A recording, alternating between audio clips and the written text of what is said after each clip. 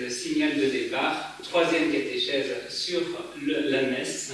La première nous avait été donnée par le Père Christian sur l'accueil à la messe. La deuxième par le Père Emmanuel sur la liturgie de la parole.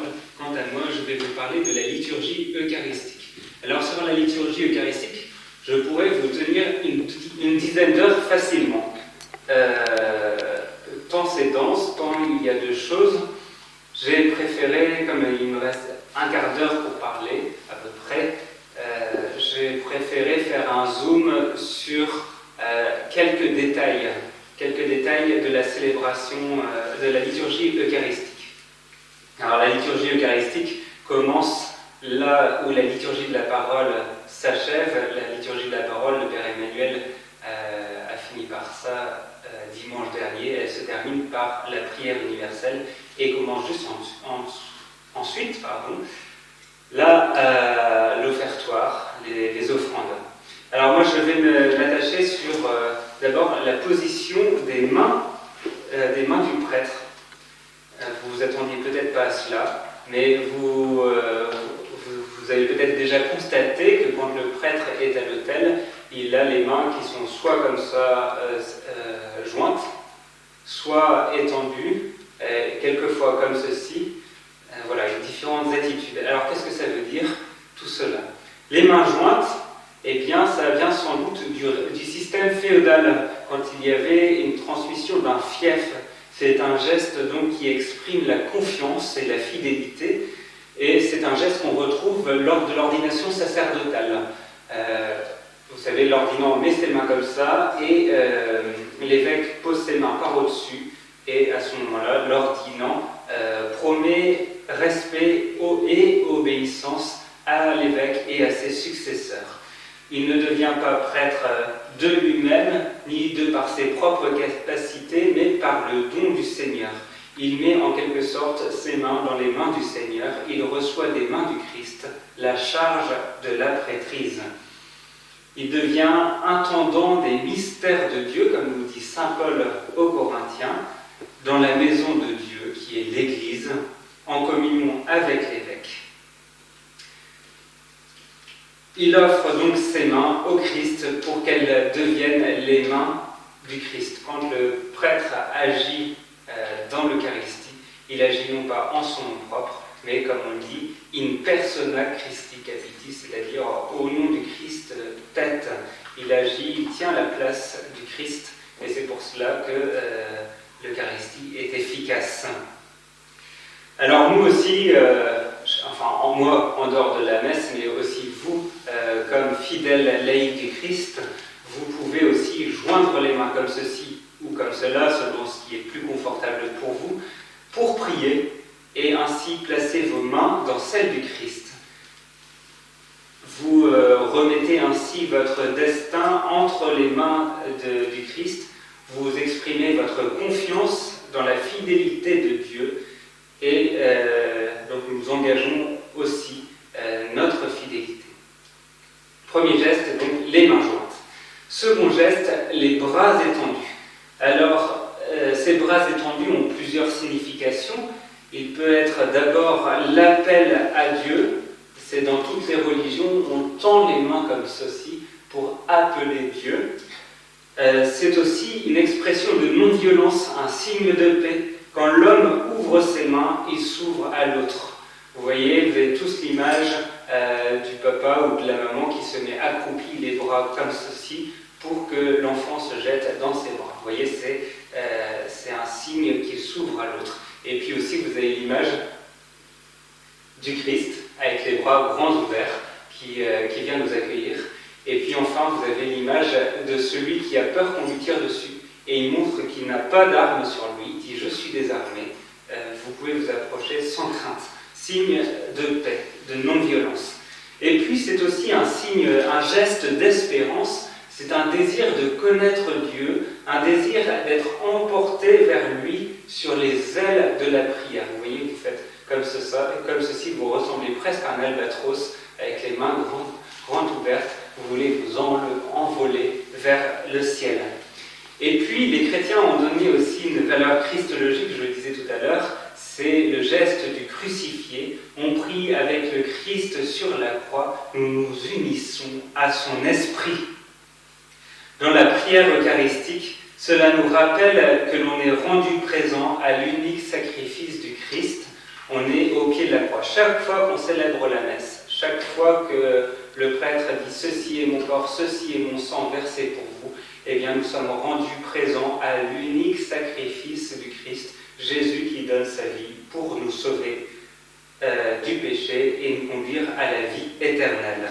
Nous sommes rendus présents au mystère pascal du Christ qui donne sa vie et ressuscite. Il écrase, il détruit la mort et c'est la victoire de la vie. Donc on a une double signification. Je vous avais dit que ça serait difficile de me relire, et bien ça y est.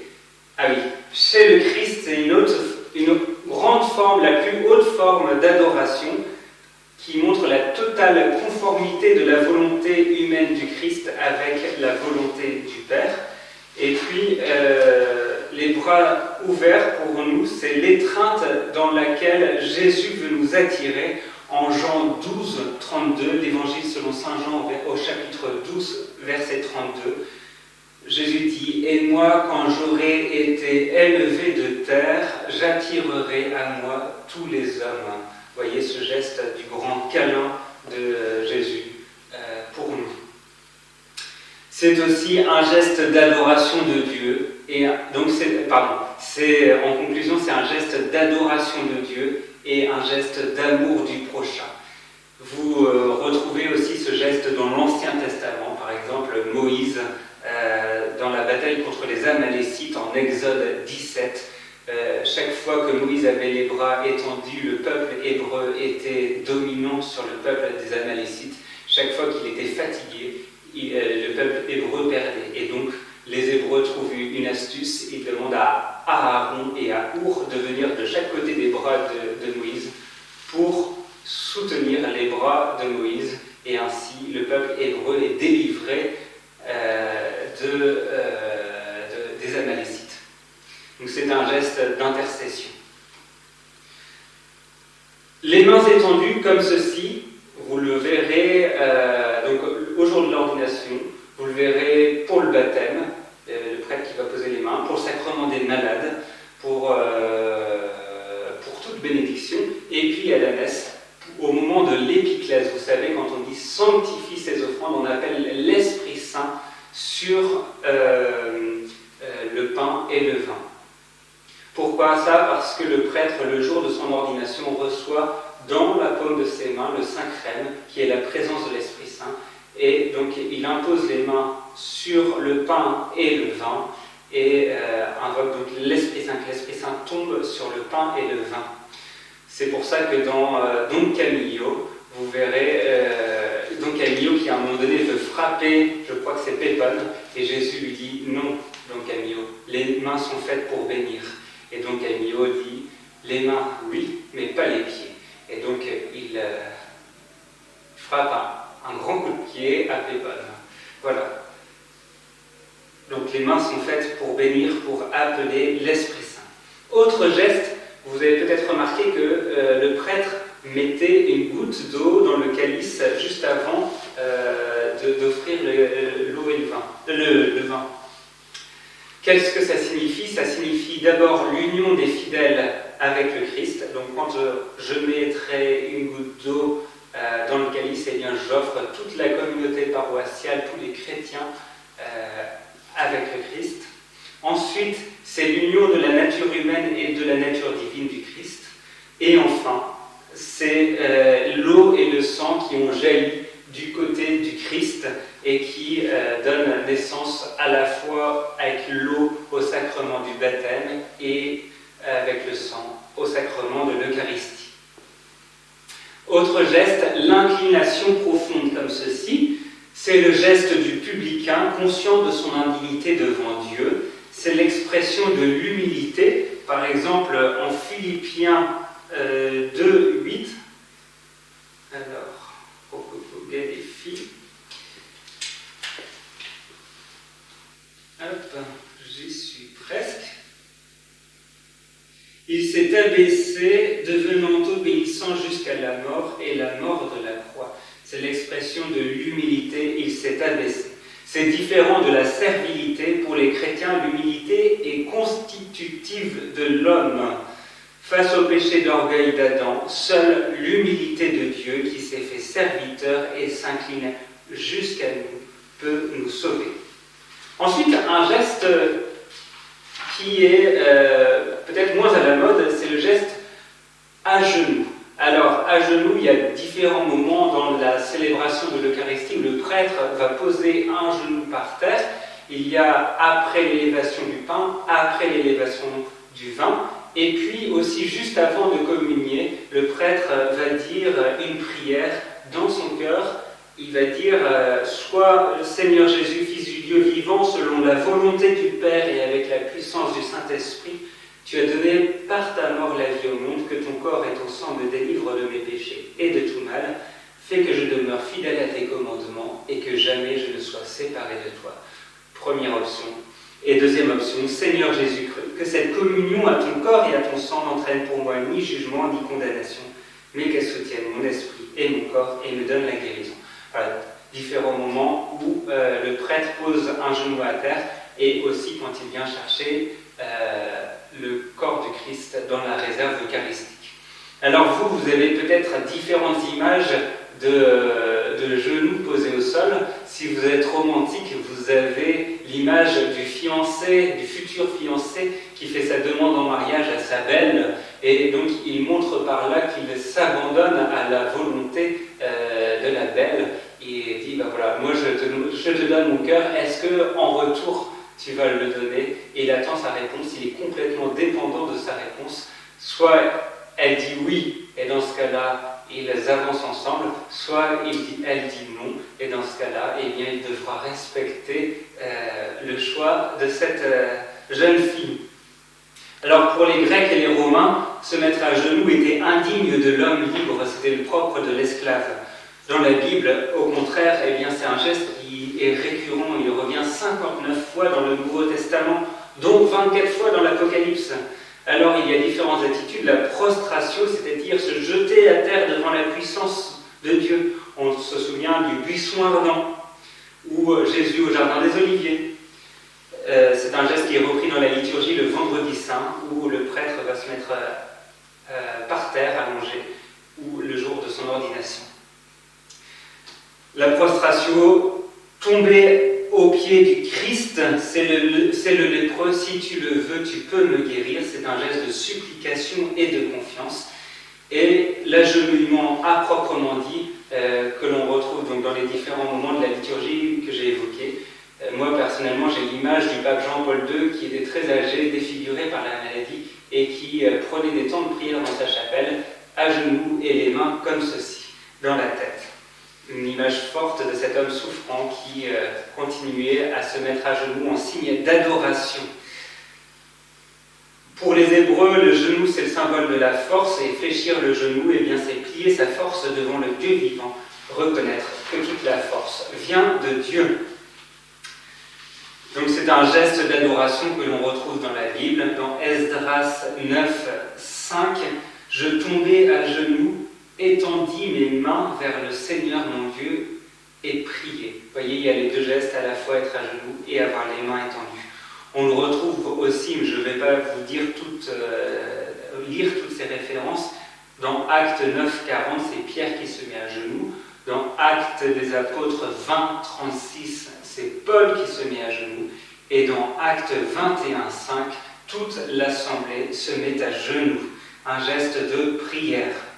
Être à genoux, c'est entrer dans la prière de Jésus au jardin des Oliviers. Mais le fondement de cette prière à genoux, et je terminerai par là, c'est Philippiens encore 2, 6. Je vais vous le retrouver, c'est la grande hymne aux Philippiens. Voilà.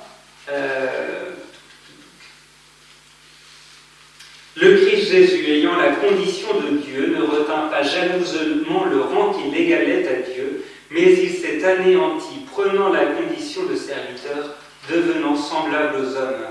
Reconnu homme à son aspect, il s'est abaissé, ça c'est ce que je vous disais tout à l'heure, devenant obéissant jusqu'à la mort et la mort de la croix. C'est pourquoi Dieu l'a exalté et l'a doté du nom qui est au-dessus de tout nom, afin qu'au nom de Jésus, tout genou fléchisse au ciel, sur terre et aux enfers, et que toute langue proclame Jésus-Christ est Seigneur, à la gloire de Dieu le Père. Vous voyez que tout genou fléchisse devant la grandeur de Dieu. On devrait pouvoir se mettre à genoux devant Dieu pour dire « Oui, je reçois toute ma vie de toi et je ne peux me mettre qu'à genoux devant toi, comme un amoureux se met à genoux devant son amoureuse pour lui demander sa main. » Je termine avec une citation de Benoît XVI dans l'esprit de la liturgie qui a construit, qui a guidé mon intervention. Si la liturgie chrétienne peut englober tout le cosmos, comme dans l'hymne aux Philippiens que je viens de lire, c'est que celui devant qui elle nous fait plier le genou est à la fois le Seigneur crucifié et le Seigneur élevé au plus haut des cieux. Eh bien, tout à l'heure, dans la liturgie eucharistique, n'ayez pas peur de vous mettre à genoux, si vous le pouvez. Vous pouvez mettre un petit coussin, après avoir communié notamment, ou pendant la consécration. Après avoir communié, prenez ce temps de silence, de cœur à cœur, de dialogue intérieur avec le Seigneur. Mettez-vous à genoux et dites à Jésus, merci d'être venu jusqu'à moi, et je te reçois. De toi, je reçois toute ma vie. Faites ce geste. Nous prions bien sûr avec notre intelligence, avec notre cœur, mais nous prions également avec notre corps, à genoux, les bras étendus, les bras levés vers le ciel. Voilà, bonne messe à vous. Ça fait 17 minutes que je vous parle. Merci pour votre attention. Nous nous retrouvons à 10h30 pour la célébration de l'Eucharistie. À tout de suite.